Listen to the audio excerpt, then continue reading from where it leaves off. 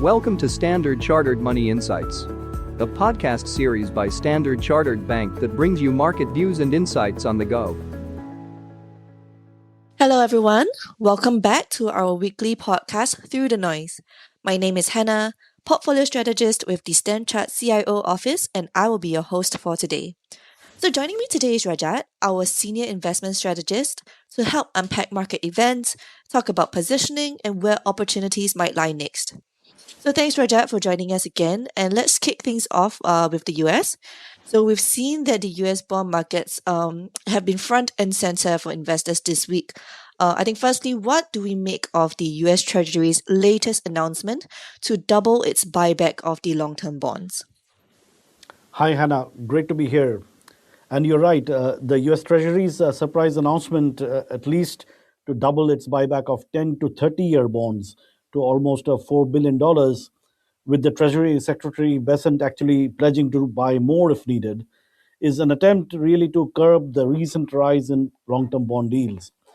Now, the announcement suggests US bond markets have reached a pain threshold for the Trump team after the 30-year bond yield rose to its highest since 2007 earlier this week. However, the move is modest, I should say, relative to the $30 trillion dollars of stock of marketable treasuries, so it's unlikely to drive yields significantly lower. Primary drivers of higher yields are rising US debt and monetary policy uncertainty after the Warsh led Fed abandoned forward guidance on rates. And we've talked about it in recent weeklies on this. A deluge of bond issuance from the AI hyperscalers has fueled the fire further. Now, fiscal uncertainty is unlikely to fade anytime soon, with US national debt just crossing $40 trillion dollars and set to rise further with increased defense spending. There is scope, though, for the Warsh led Fed to ease some monetary policy uncertainty by clarifying on its so called reaction function. Specifically, by that I mean how long it is willing to keep rates on hold to see inflation return to its 2% target. The big question now is, will the Fed help cap yields? All eyes are therefore on the chair Warsh's Jackson Hole speech next week for a signal, if not forward guidance.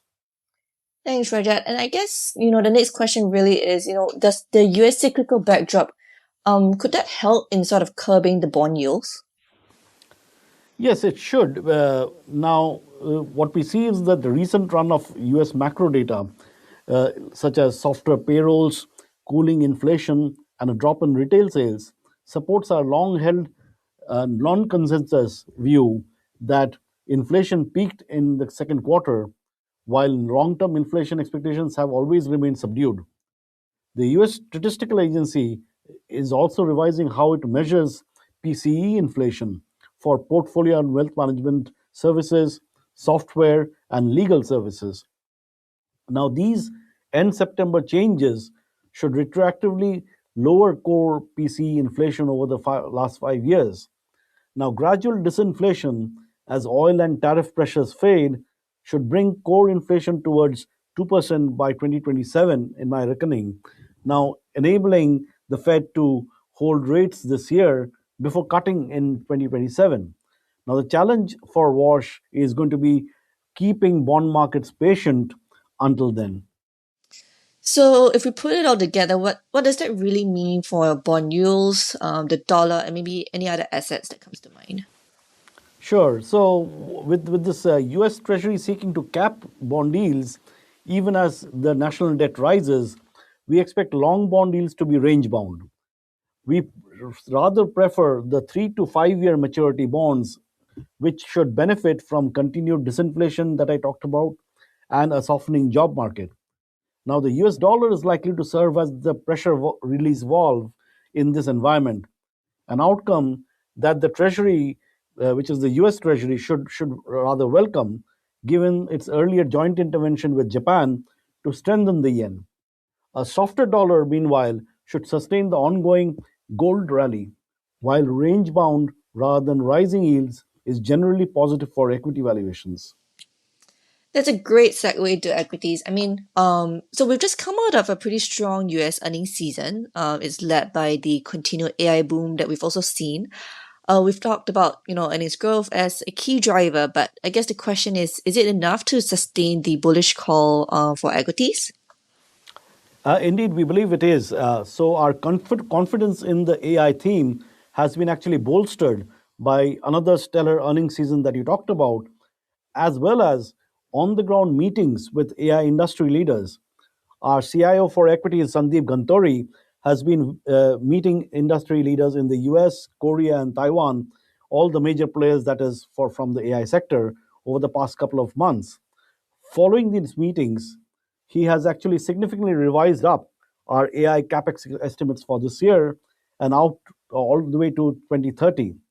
We now expect AI capex to grow 85% year on year in 2026 to about $750 billion, reaching $1 trillion in 2027. Those are huge numbers, and the growth is stunning. Now we have also lifted our long-term assumptions for this CAGR growth, so 33% over the 2025 to 2030 period from 32%. We also see upside to hyperscalers' cloud revenues amid strong token demand and robust backlog growth. With revised capex forecasts and greater confidence in AI monetization, our equity colleagues have reiterated our positive view on big tech and semiconductors within our global tech allocation. Accelerating crowd demand, rising token demand and backlogs, and sustained management commitment to are reinforcing our conviction that the AI investment cycle remains in its early stages with no signs of a slowdown whatsoever. So maybe let's stay with equities. And I guess the next question really is what about China's latest Q2 earnings season? What does that tell us? Yeah, let's move to China. So, China's Q2 earnings season has fared well, I should say, with full year 2026 earning growth forecast now upgraded to 12.5% year on year. However, I should add that the upside is not broad based. AI infrastructure, pharmaceuticals, and energy are delivering the strong results, while autos are also beating forecasts by compensating for sluggish domestic demand with robust exports.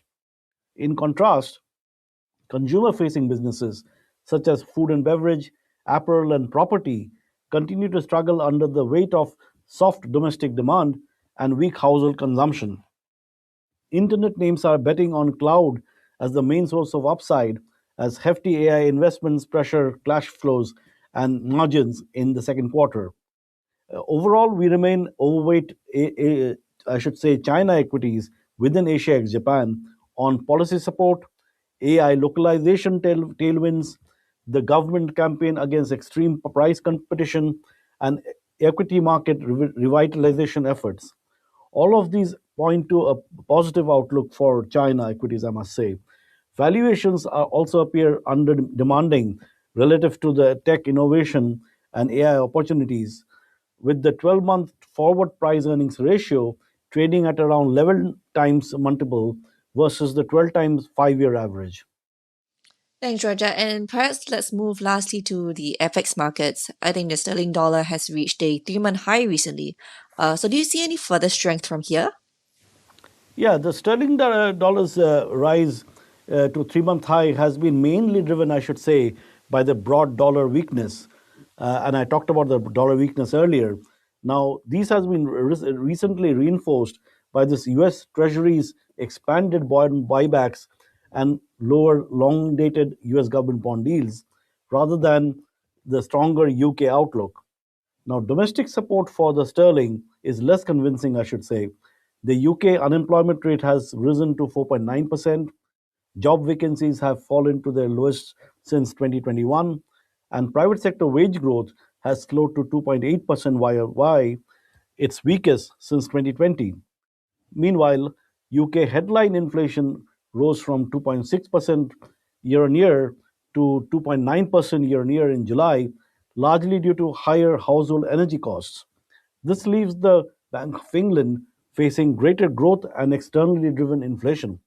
Sterling dollar is likely to remain supported in this environment if dollar weakness continues, but its rapid rise above 1.36 raises the risk of near term consolidation towards 1.35. All right, thanks, Rajat. Thanks for really helping us to summarize the key events that we've seen this week in markets. I think in today's session we've really touched upon the rising bond yields that we're seeing, and also for investors to keep a watchful eye on the Jackson Hole event next week. We also touched upon how equities are faring given the earnings season that we're in right now as well. So that really brings us to the end of today's episode of Through the Noise. Thank you again, Rajat, for joining us today. And thank you to all our listeners for joining us as well.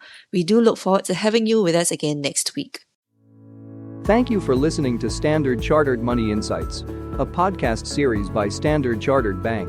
For more details, visit Market Views on the Go on our website or click the link in the description.